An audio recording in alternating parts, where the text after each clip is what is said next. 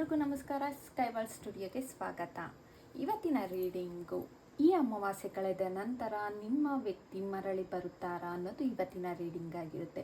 ಯಾರ್ಯಾರೆಲ್ಲ no contact ಸಿಚುವೇಶನಲ್ಲಿ ಇರ್ತೀರಾ, ಅಮಾವಾಸ್ಯೆ ಕಳೆದ ನಂತರ ನಿಮ್ಮ ವ್ಯಕ್ತಿ ನಿಮ್ಮ ಕಡೆ ಬರ್ತಾರಾ ಅನ್ನೋದು ಇವತ್ತಿನ ರೀಡಿಂಗ್ ಆಗಿರುತ್ತೆ. ಇದು ಜನರಲ್ ರೀಡಿಂಗ್ ಆಗಿರುತ್ತೆ. ಯಾರ್ಯಾರಿಗೆಲ್ಲ ರೆಸೊನೇಟ್ ಆಗುತ್ತೋ ಕಂಪ್ಲೀಟ್ ವಾಚ್ ಮಾಡಿ, ಯಾರ್ಯಾರಿಗೆಲ್ಲ ರೆಸೊನೇಟ್ ಆಗಲ್ವೋ ಸ್ಕಿಪ್ ಕೂಡ ಮಾಡ್ಬೋದು. ನಿಮ್ಗೇನಾದರೂ ಪರ್ಸ್ನಲ್ ರೀಡಿಂಗ್ ಬೇಕು ಅಂತಂದರೆ ನನ್ನನ್ನು ಕಾಂಟ್ಯಾಕ್ಟ್ ಮಾಡ್ಬೋದು. ಓಕೆ, ಈಗ ಯಾರ್ಯಾರು ನೋ ಕಾಂಟ್ಯಾಕ್ಟ್ ಸಿಚುವೇಶನಲ್ಲಿ ಇದ್ದೀರಾ ಅವ್ರಿಗೆ ಈ ಒಂದು ರೀಡಿಂಗ್ ಆಗಿರುತ್ತೆ. ಈ ಒಂದು ರೀಡಿಂಗಲ್ಲಿ ಅಮಾವಾಸ್ಯೆ ಕಳೆದ ನಂತರ ನಿಮ್ಮ ವ್ಯಕ್ತಿ ಮರಳಿ ಬರುತ್ತಾರೋ ಅನ್ನೋದು ಇವತ್ತಿನ ರೀಡಿಂಗ್ ಆಗಿರುತ್ತೆ. ಓಕೆ, ಇವತ್ತಿನ ಎನರ್ಜಿನ ರಿಸೀವ್ ಮಾಡೋಕ್ಕೆ ನೀವು ನನ್ನ ಕಮೆಂಟಲ್ಲಿ ತಿಳಿಸ್ತೀರಾ ಥ್ಯಾಂಕ್ ಯು ಯೂನಿವರ್ಸ್ ಅಂತ ಪಾಸಿಟಿವ್ ಆಗಿ ಈ ಒಂದು ರೀಡಿಂಗ್ನ ತಗೊಳ್ಳಿ. ಕಮೆಂಟ್ ಮುಖಾಂತರ ತಿಳಿಸಿ ಥ್ಯಾಂಕ್ ಯು ಯೂನಿವರ್ಸ್ ಅಂತ. ಯಾರಿಗೆಲ್ಲ ಪರ್ಸ್ನಲ್ ರೀಡಿಂಗ್ ಬೇಕು ನನ್ನ ವಾಟ್ಸಪ್ ನಂಬರ್ ಕೊಟ್ಟಿರ್ತೀನಿ, ನೀವು ಮೆಸೇಜ್ ಮಾಡಬೇಕಾಗುತ್ತೆ. ಓಕೆ, ಇವತ್ತಿನ ರೀಡಿಂಗು ನಿಮ್ಮ ಅಮಾವಾಸ್ಯೆ ಕಳೆದ ನಂತರ ನಿಮ್ಮ ಪರ್ಸನ್ ನಿಮ್ಮ ಹತ್ರ ಬರ್ತಾರಾ ಅನ್ನೋ ರೀಡಿಂಗ್ ನೋಡೋಣ.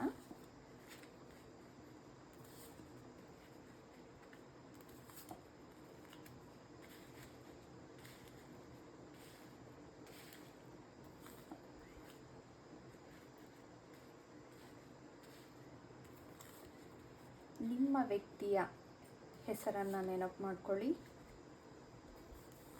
ನಿಮ್ಮ ವ್ಯಕ್ತಿಯ ಮುಖವನ್ನು ನೆನಪು ಮಾಡ್ಕೊಳ್ಳಿ. ಈ ಒಂದು ರೀಡಿಂಗನ್ನು ನೋಡಬೇಕಾಗುತ್ತೆ. ನಿಮ್ಮ ವ್ಯಕ್ತಿಯ ಹೆಸರನ್ನು ಹೇಳ್ತಾ ಅವರ ಒಂದು ಫೇಸನ್ನು ನೆನಪು ಮಾಡ್ಕೊಳ್ತಾ ಈ ಒಂದು ರೀಡಿಂಗ್ನಲ್ಲಿ ಏನು ಹೇಳ್ತಾ ಇದೆ ಅಂತಂದರೆ, ಮತ್ತೆ ಅಮಾವಾಸ್ಯೆ ಕಳೆದ ನಂತರ ನಿಮ್ಮ ವ್ಯಕ್ತಿ ನಿಮ್ಮ ಹತ್ರ ಬರ್ತಾರಾ ಅಂತ ಅಂದರೆ, ನಿಮ್ಮ ವ್ಯಕ್ತಿ ಈಗ ತಮ್ಮ ಜೀವನವನ್ನು ಸ್ಟೇಬಲ್ ಮಾಡಿಕೊಳ್ಳೋ ಯೋಚನೆ ಮಾಡ್ತಾ ಇದ್ದಾರೆ. ಅಂದರೆ ಹಣ, ಕೆಲಸ, ಫ್ಯೂಚರ್, ಜವಾಬ್ದಾರಿಗಳು ಜಾಸ್ತಿ ಹೊತ್ಕೊಂಡಿದ್ದಾರೆ. ಆ ಕಡೆ ಜಾಸ್ತಿ ಫೋಕಸ್ ಮಾಡ್ತಿದ್ದಾರೆ.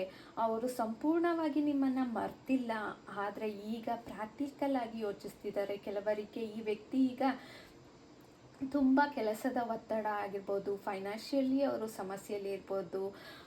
ಹಾಗಾಗಿ ಅವರು ಈ ಒಂದು ನೆನಪು ಮಾತ್ರ ಇದೆ, ಇವಾಗ ಅವರ ಜೀವನದ ಮೇಲೆ ಅವರು ಫೋಕಸ್ ಮಾಡ್ತಿದ್ದಾರೆ ಅನ್ನೋದು ಇಲ್ಲಿ ನೋಡ್ಬೋದು. ನಂತರದಲ್ಲಿ ಈ ವ್ಯಕ್ತಿ ದೂರ ಹೋಗಿದ್ರು ಮನಸ್ಸಿನಿಂದ ಸಂಪೂರ್ಣವಾಗಿ ನಿಮ್ಮನ್ನು ಮರ್ತಿಲ್ಲ ಅನ್ನೋದು ಇಲ್ಲಿ ಕ್ಲಾರಿಟಿ ತೋರಿಸ್ತಾ ಇದೆ.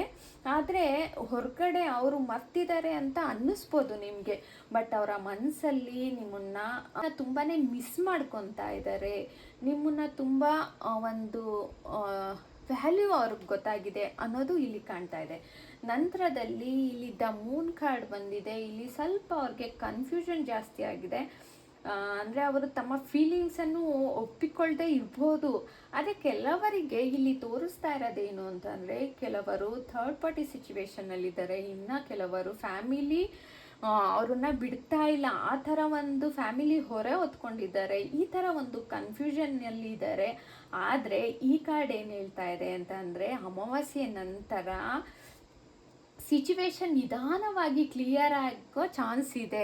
ಅಂದರೆ ಥರ್ಡ್ ಪಾರ್ಟಿ ಸಿಚುವೇಶನ್ ಆಗಿರ್ಬೋದು, ಇಲ್ಲ ಅವರ ತಂದೆ ತಾಯಿ ಫ್ಯಾಮಿಲಿ ಯಾರದೇ ಮಾತು ಕೇಳಿರ್ಬೋದು, ಥರ್ಡ್ ಪಾರ್ಟಿ ದೂರ ಆಗೋದಿರ್ಬೋದು. ಈ ಅಮಾವಾಸ್ಯೆಯ ನಂತರ ನಿಮಗೆ ಒಂದು ಒಳ್ಳೆ ಇದು ಸಿಗ್ತಾ ಇದೆ, ಸೂಚನೆ ಸಿಗ್ತಾ ಇದೆ. ಅವರು ನಿಮ್ಮ ಹತ್ರ ಬರೋಕ್ಕೆ ರೆಡಿ ಆಗ್ತಿದ್ದಾರೆ ಅಂತಲೇ ಇಲ್ಲಿ ನೋಡ್ಬೋದು. ಇಲ್ಲಿ ಚಾರಿಯಟ್ ಕಾರ್ಡ್ ಬಂದಿರೋದ್ರಿಂದ ಅವರು ಸ್ವಲ್ಪ ಏನು ಅಂತಂದರೆ, ಅವರು ನಿಮ್ಮ ಮೆಸೇಜ್ ನೋಡೋಂಥದ್ದಾಗಿರ್ಬೋದು, ಕೆಲವರು ಸೋಷಿಯಲ್ ಮೀಡಿಯಾ ಮುಖಾಂತರ ನಿಮ್ಮನ್ನು ನೋಡೋ ಅಂಥದ್ದಾಗಿರ್ಬೋದು, ಕೆಲವರು ವ್ಯಕ್ತಿ ಸ್ವಂತ ಈಗೋ ಬಿಟ್ಟು ನಿಮ್ಮ ಹತ್ರ ಬರೋದಾಗಿರ್ಬೋದು, ನಿಮಗೆ ಒಂದು ಮೆಸೇಜ್ ಅಥವಾ ಕಾಲ್ ಬರೋಂಥದ್ದು ಚಾನ್ಸ್ ಇದೆ ಅನ್ನೋದು ತೋರಿಸ್ತಿದೆ. ನಂತರ ಅವ್ರು ಮಾಡಿರೋ ತಪ್ಪಿಗೆಲ್ಲ ಪಶ್ಚಾತ್ತಾಪ ಮಾಡ್ತಿದ್ದಾರೆ. ಈಗ ಅವರು ಗೊತ್ತಾಗಿದೆ, ಹಾಗಾಗಿ ಅವರು ಪಶ್ಚಾತ್ತಾಪವನ್ನು ಮಾಡ್ತಾ ಇದ್ದಾರೆ. ನಾನು ಆ ಸಮಯದಲ್ಲಿ ಹೀಗೆ ಮಾಡಬಾರ್ದಾಗಿತ್ತು ಅನ್ನೋ ಫೀಲಿಂಗ್ಸು ಅವ್ರಿಗೆ ಬಂದಿದೆ. ಇಲ್ಲಿ ನೋಡ್ಬೋದು ಎಷ್ಟು ಫೀಲ್ ಮಾಡ್ತಾ ಇದ್ದಾರೆ ಅಂತ. 5 ಆಫ್ ಕಪ್ಸ್ ಬಂದಿದೆ.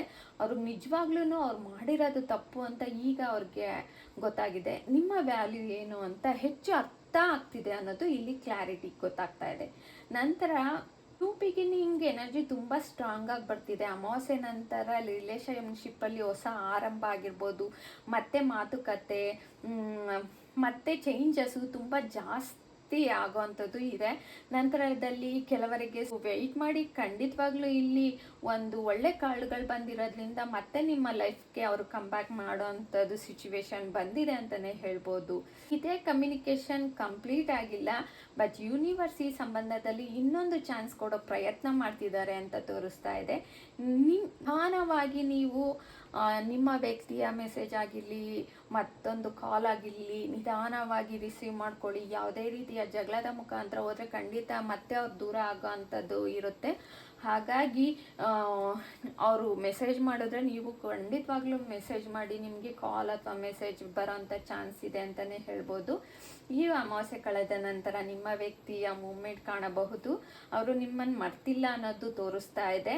ನಂತರದಲ್ಲಿ ನಿಮ್ಮನ್ನು ಕಾಂಟ್ಯಾಕ್ಟ್ ಮಾಡ್ತಾರೆ, ಕಮ್ ಬ್ಯಾಕ್ ಮಾಡ್ತಾರೆ ಅಂತ ಎನರ್ಜಿ ತುಂಬ ಸ್ಟ್ರಾಂಗ್ ಆಗಿ ಕಾಣ್ತಾ ಇದೆ. ಹಾಗಾಗಿ ನೀವು ಮೆಸೇಜ್ ಅಥವಾ ಇಂಡೈರೆಕ್ಟ್ ಕಾಂಟ್ಯಾಕ್ಟ್ ಆಗೋ ಸಾಧ್ಯತೆ ಹೆಚ್ಚಾಗಿದೆ ಅನ್ನೋದು ಇಲ್ಲಿ ಕಾಣ್ತಾ ಇದೆ. ಹಾಗಾಗಿ ವೆಯ್ಟ್ ಮಾಡಿ, ನಿಮ್ಮ ಪರ್ಸನ್ ನಿಮ್ಮ ಹತ್ರ ಬರ್ತಾರೆ ಅನ್ನೋದು ಇವತ್ತಿನ ರೀಡಿಂಗ್ ಆಗಿರುತ್ತೆ.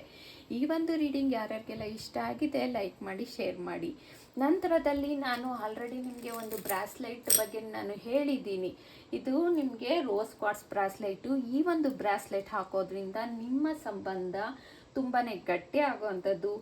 ಇದೇ ಸಂಬಂಧಕ್ಕೆ ಹಾಕಬೇಕು ಅನ್ನೋದು ಏನಿಲ್ಲ. ಯಾವುದೇ ರೀತಿಯ ಸಂಬಂಧಗಳಿಗೂ ಈ ಒಂದು ಬ್ರಾಸ್ಲೈಟ್ನ ಯೂಸ್ ಮಾಡ್ಬೋದು. ಸಂಬಂಧಗಳನ್ನ ಗಟ್ಟಿ ಮಾಡೋದ್ರಲ್ಲಿ ಈ ಒಂದು ಬ್ರಾಸ್ಲೈಟ್ ತುಂಬಾ ಒಂದು ಒಳ್ಳೆ ರಿಸಲ್ಟ್ ಕೊಡೋ ಅಂಥದ್ದು. ಇದು ರೋಸ್ ಕ್ವಾರ್ಟ್ಸ್ ಬ್ರಾಸ್ಲೈಟ್ ಆಗಿರುತ್ತೆ. ಯಾರಿಗಾದ್ರೂ ಬೇಕು ಅಂದರೆ ನನ್ನನ್ನು ಕಾಂಟ್ಯಾಕ್ಟ್ ಮಾಡ್ಬೋದು. Thank you.